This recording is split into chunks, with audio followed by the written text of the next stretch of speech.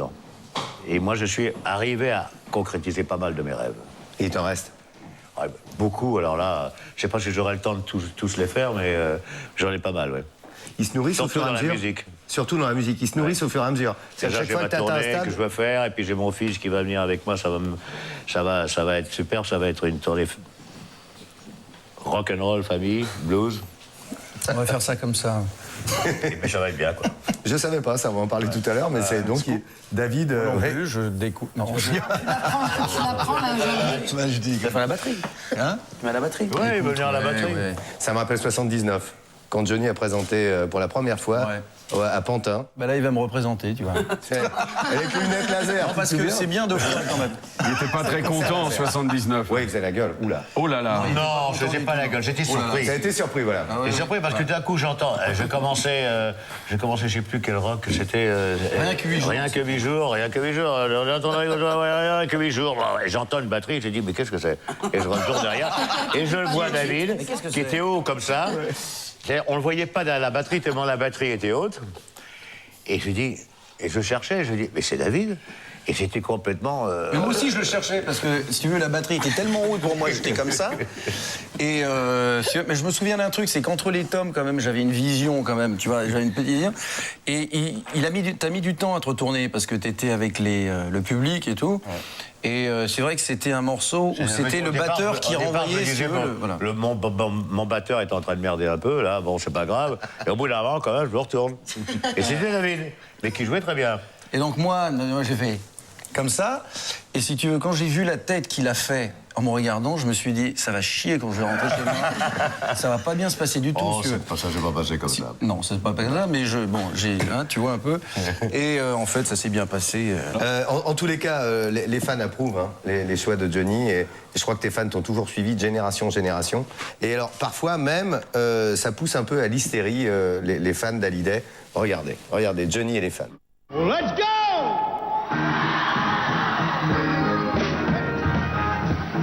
Il n'aura pas fallu longtemps à Johnny Hallyday pour créer autour de sa personne un véritable culte. Nous sommes en 1966, il a 23 ans et provoque déjà chez ses admirateurs une incroyable hystérie.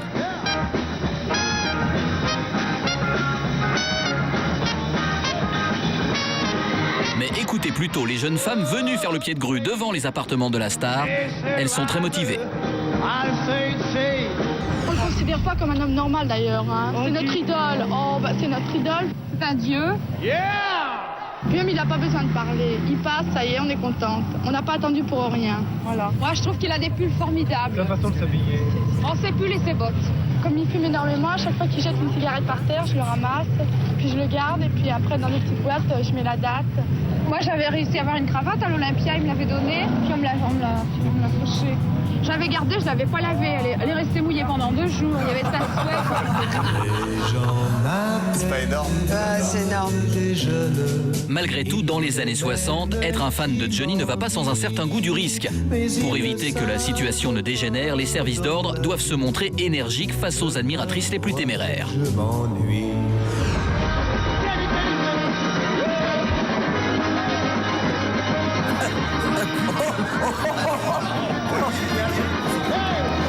Délicat, lui.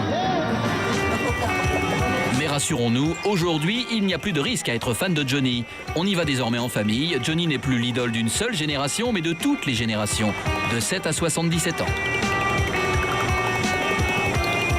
Je suis le père et la mère, ma fille et son mari. J'ai été bercé avec Johnny depuis que je suis né. Et la passion s'est transmise entre père et fille. Ma femme a 2 hommes dans sa vie, moi et Johnny. Non, Johnny et moi. Ça va pas, on met un Johnny et hop, c'est reparti. Elle a commencé à le voir, elle avait 10 ans. Mais il faut pas croire que la nouvelle génération l'aime pas Johnny, c'est pas vrai. C'est une drogue, pour moi c'est une drogue. Quand un coup de cafard à la maison, c'est un DVD, et puis je suis guéri. Ah, pas besoin de médicaments, je suis guéri.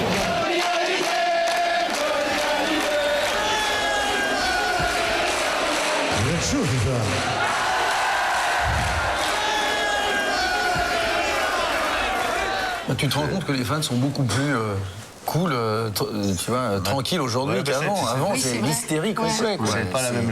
C'était pas puis les la vies vie sont n'était beaucoup pas la plus même sympas non plus. aujourd'hui. Alors il y a un phénomène incroyable qui se passe avec toi.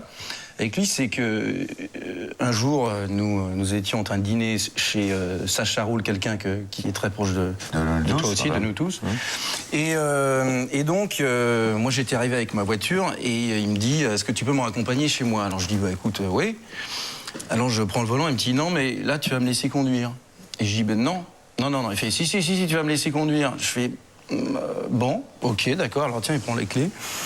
Et Sacha habitait dans une toute petite rue, comme ça, où il y avait les voitures garées en double fil, tu vois, c'était une petite ruelle, en fait. Et là, je sais pas, il a dû confondre un truc entre le frein ou l'accélérateur. Et il y a une voiture, il y a une pauvre 2 chevaux qui sortait d'un créneau, et je pense qu'il voulait freiner, mais il a appuyé sur l'accélérateur, et on s'est pris la 2 chevaux, si tu veux, il a envoyé la 2 chevaux, si tu veux, sur le toit tu vois, elle est mais fracassée. Ça va marcher beaucoup moins bien sûr. Et là sort ce pauvre type qui était avec sa mère, qui partait au service militaire. Et il sort de sa voiture, énervé, ouais, et tout, qu'est-ce qu'il se... Et il le voit, lui, et là, le mec, il devient, si tu veux, blême. C'est-à-dire qu'il devient blanc comme ça, et puis il s'excuse. Et il dit, je suis vraiment désolé. Et moi, dans ma tête, je me dis, mais de quoi? Il est désolé de quoi, ce pauvre? La voiture, elle était pliée en 2 comme dans le Cornio. Tu sais, t'avais le truc qui était ouvert. Et il y avait une telle... Et c'est vrai que c'est quelque chose qu'on voit, et tu m'avais dit un truc un jour qui m'avait fait beaucoup rire, il m'a dit, Johnny, c'est le seul mec, s'il rentrait dans une boulangerie avec sa bagnole, le boulanger sortirait, il serait excusé d'avoir foutu sa boulangerie là. C'est un peu ça. Et ça, tu l'as pas chez tout le monde, ce truc. J'exagère un peu, là. À une certaine époque, non, mais c'est vrai. il chantait quelquefois sur des volcans. Vraiment. C'est-à-dire, c'était vraiment... On sentait qu'il y avait une violence. Et je me rappelle d'un palais d'hiver. Violence.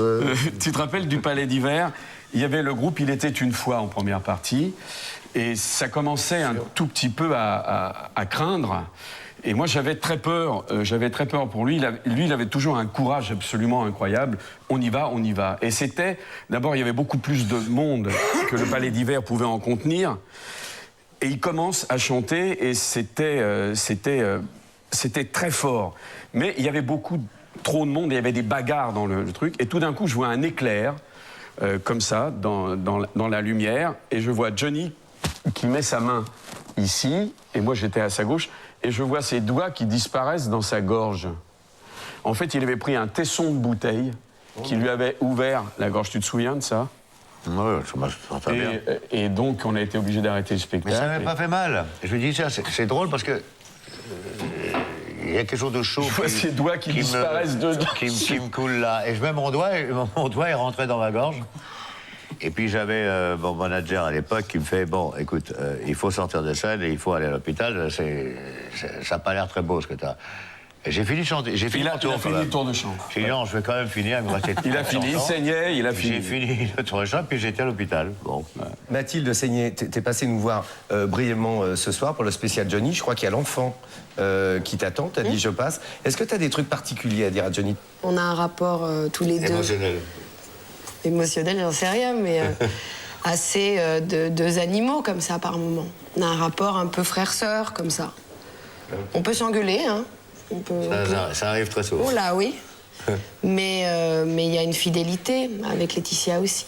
Merci beaucoup d'avoir été avec nous, d'être passé nous faire le petit bisou et d'être dans cette émission autour des amis de Johnny et de la famille Hallyday.